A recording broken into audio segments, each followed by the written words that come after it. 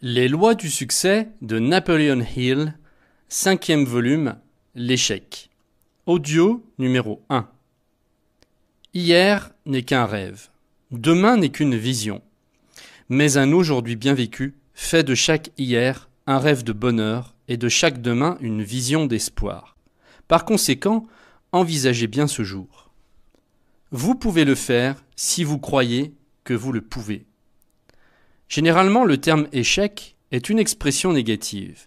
Mais dans cette leçon, il prendra un nouveau sens, car ce mot a été longtemps mal utilisé. Et pour cette raison, il a apporté inutilement du chagrin et de la souffrance à des millions de personnes. Pour commencer, nous devons faire la distinction entre échec et défaite temporaire.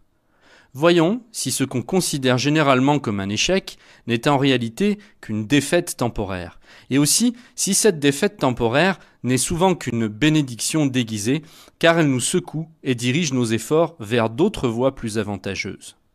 Dans la leçon sur l'habitude de faire plus que le travail pour lequel vous êtes payé, il est expliqué que la force se développe à partir de la résistance.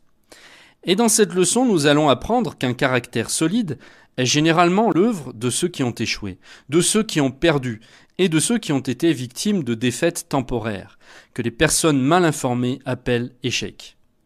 Ni la défaite temporaire, ni l'adversité ne représentent un échec pour celui qui la considère comme une leçon. En fait, il y a une importante et durable leçon à apprendre sur chaque défaite et généralement il s'agit d'une leçon qui ne pourrait être apprise que par cette voie.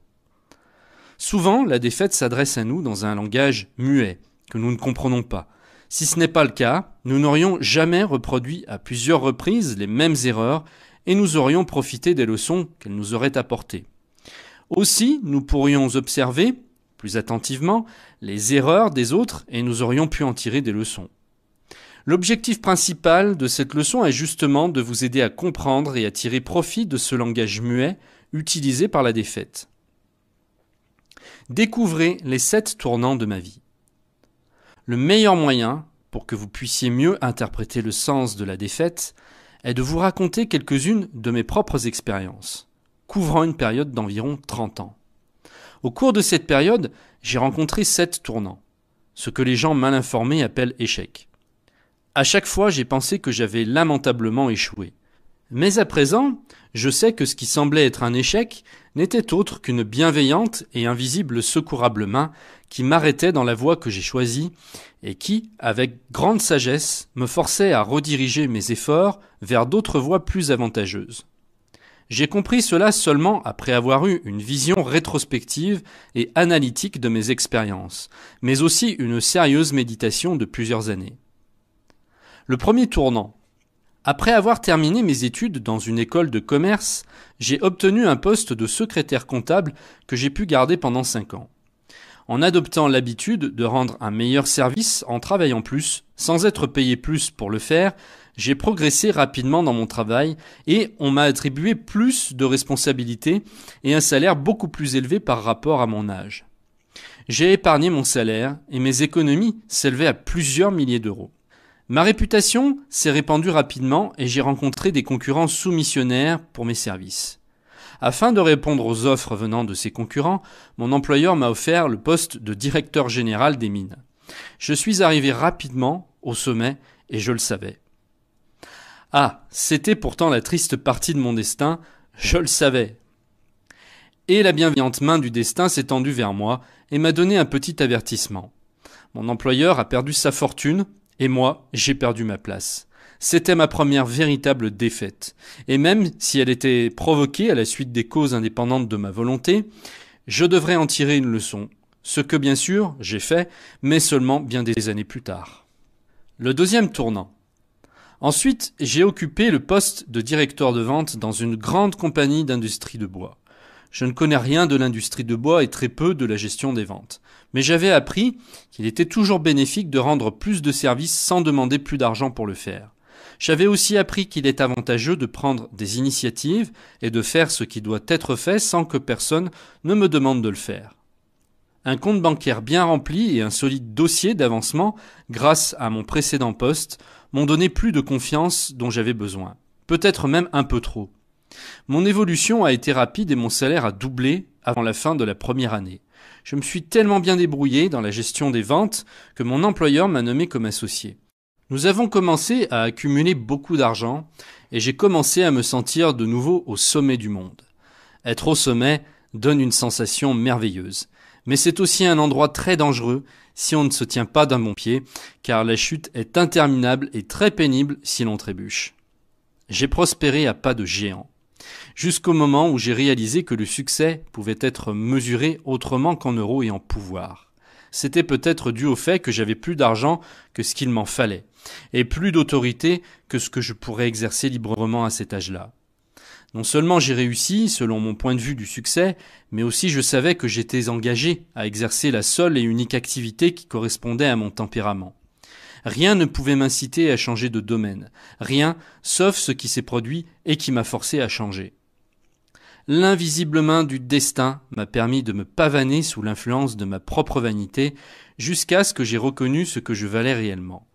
Grâce à mes plusieurs années de réflexion, je me demande maintenant si cette invisible main ne fait pas exprès de nous laisser, nous, pauvres êtres humains, nous parader avec nos propres orgueils jusqu'à ce que nous voyions combien vulgaires sont nos actions et que nous ayons honte de nous-mêmes.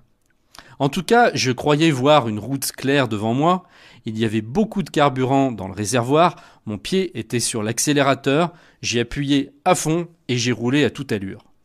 Hélas, le destin m'attendait juste au coin avec une solide massue. Naturellement, je n'ai pas vu le coup venir. Mon histoire a été triste, mais pas aussi triste que celle de celui qui voulait être honnête envers lui-même en racontant la sienne. Comme un coup de tonnerre sur un ciel clair, la crise de 1907 m'a dépourvu de tout. Du jour au lendemain, elle m'a rendu un service durable en détruisant mes activités et en emportant tout ce que je possédais, et ce jusqu'à la dernière pièce. Il s'agissait de ma première sérieuse défaite. À l'époque, je l'ai prise pour un échec, mais ce n'en était pas un. Et avant la fin de cette leçon, je vous dirai pourquoi. Le troisième tournant. Il a fallu vivre la panique de 1907 et la défaite qu'elle m'a apportée pour détourner et rediriger mes efforts dans l'entreprise de bois de charpente vers les études de droit. Rien au monde, sauf la défaite, n'aurait entraîné cette décision. Le troisième tournant de ma vie est marqué par ce que la plupart des gens appelleraient un échec. Je me dois néanmoins de vous redire que chaque défaite apporte une bonne leçon à ceux qui sont prêts et ont la volonté d'apprendre. Un des grands chefs qui ait jamais vécu a résumé en 8 mots, ci-après, son secret de leadership. La bonté est plus puissante que la contrainte. Quand je suis entré à la faculté de droit, je croyais fermement réussir, bercé par l'illusion de devenir plein aux as, car je n'avais encore d'autres conceptions du succès que celles liées à l'argent et au pouvoir. J'assistais aux cours de droit le soir et je travaillais comme vendeur d'automobiles le jour. Mon expérience de vente dans l'industrie de bois m'a beaucoup aidé.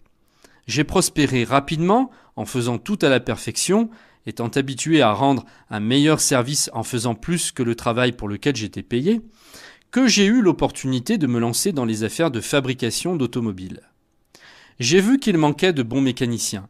Alors j'ai créé un département de formation dans mon entreprise et j'ai commencé à entraîner les simples mécaniciens à faire des travaux d'assemblage et de réparation. L'école prospérait et m'a fait gagner un profit net de plus de 100 000 € par mois. Encore une fois, j'étais près de mon rêve et encore une fois, je savais que j'avais enfin retrouvé ma voie dans le monde des affaires. Que rien ne pouvait me dévier de mon chemin ni détourner mon attention de la manufacture d'automobiles. En connaissance de ma prospérité, mon banquier m'a prêté de l'argent pour développer mon entreprise. Un aspect particulier des banquiers, aspect qu'on pourrait également trouver chez d'autres, c'est qu'ils nous prêtent de l'argent sans aucune hésitation quand nous sommes prospères. Mon banquier m'a prêté de l'argent, jusqu'à ce que je sois complètement accablé de dettes. Ensuite, il a doucement pris possession de mon entreprise, comme si elle lui appartenait déjà, ce qui était en effet le cas. De la situation d'un homme d'affaires avec un revenu de plus de 100 000 € par mois, je me suis brusquement trouvé pauvre. 20 ans plus tard, j'ai remercié le destin pour ce revirement forcé, mais à l'époque, j'ai considéré ce changement comme rien d'autre qu'un échec. J'ai perdu mes illusions et la légende de devenir plein aux as comme il se devrait éventuellement. C'est plusieurs années plus tard seulement que j'ai pu voir la vérité.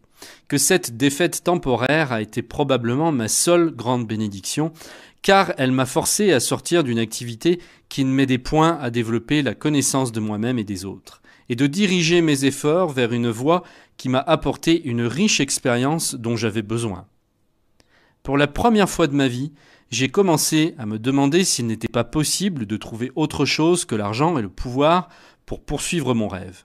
Ceci dit, cette temporaire attitude méditative n'a pas suffi à déclencher un changement dans mon comportement et n'a pas assez duré pour m'inciter à chercher une réponse. Elle a seulement passé comme une pensée fugitive, comme parmi tant d'autres auxquelles je ne prêtais aucune attention et ensuite a disparu. Si j'avais su à l'époque tout ce que je sais à présent sur la loi de la compensation, si j'avais été capable d'interpréter les expériences comme je peux les interpréter maintenant, j'aurais pu reconnaître à travers cet événement un autre petit avertissement de la part du destin. Après avoir mené la plus dure lutte de ma vie jusqu'à ce moment, j'ai accepté ma défaite temporaire comme un échec et ensuite je suis arrivé au 4e tournant de ma vie qui m'a offert l'occasion d'utiliser les connaissances de droit que j'avais acquises. Le 4e tournant. Puisque j'étais marié à une femme dont la famille était très influente, j'ai obtenu un poste d'assistant du conseiller juridique en chef dans l'une des plus grandes compagnies de charbon du monde. Mon salaire dépassait largement celui qu'on offrait habituellement aux débutants et même à ce que je valais. Mais le succès appelait le succès, et j'y étais de la même manière.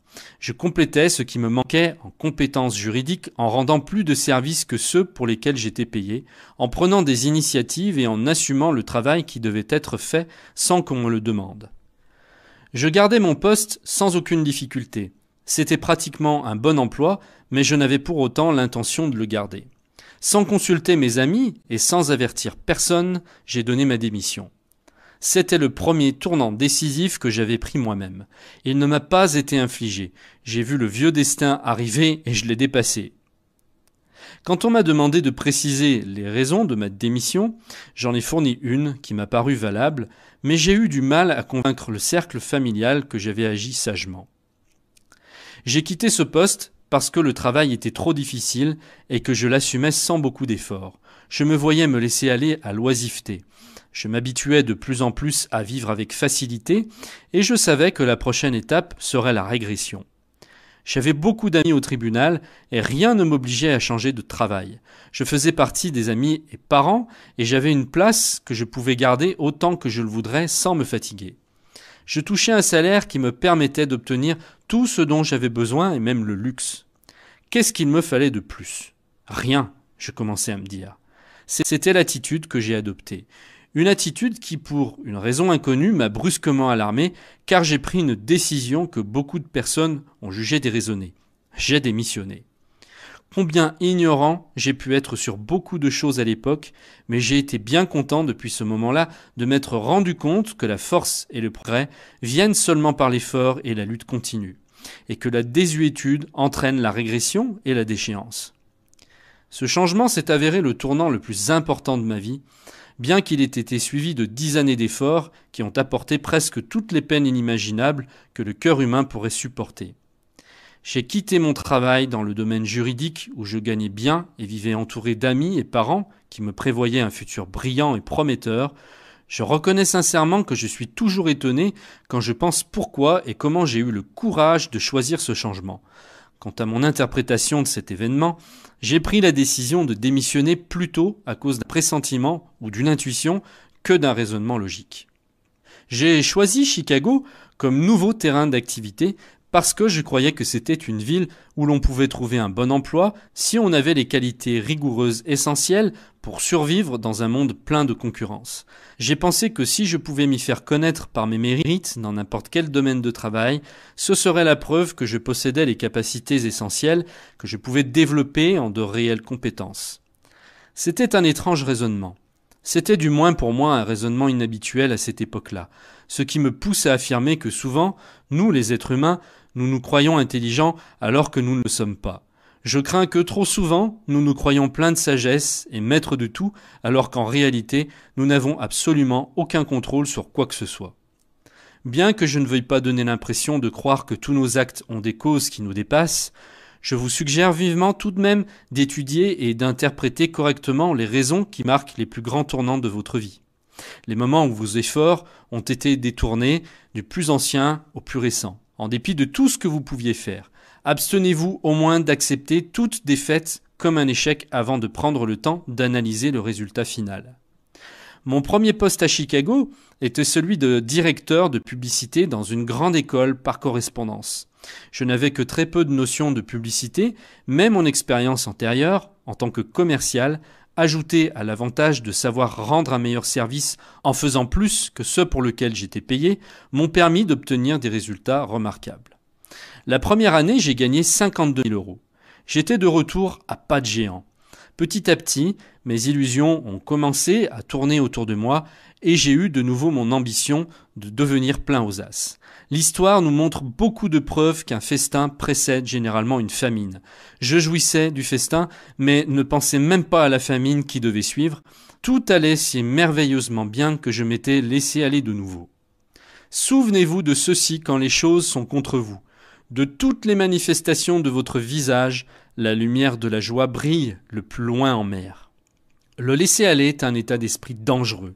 Cela est une grande vérité que beaucoup de gens apprennent avant que la main apaisante du temps ne se soit posée sur leurs épaules pour une meilleure phase de leur vie. Certains ne l'apprennent jamais, et ceux qui l'apprennent sont finalement ceux qui ont commencé à comprendre le langage muet de la défaite. Je suis convaincu qu'il y a peu ou pas d'ennemis plus dangereux à combattre que le laisser-aller. Personnellement, je le crains plus que la défaite. Cela m'amène à mon 5e tournant, qui a été également mon propre choix. Ceci est un extrait du cours de Napoleon Hill, Les lois du succès. Pour recevoir l'intégralité de l'ouvrage, cliquez sur le lien qui apparaît en bas de cette vidéo.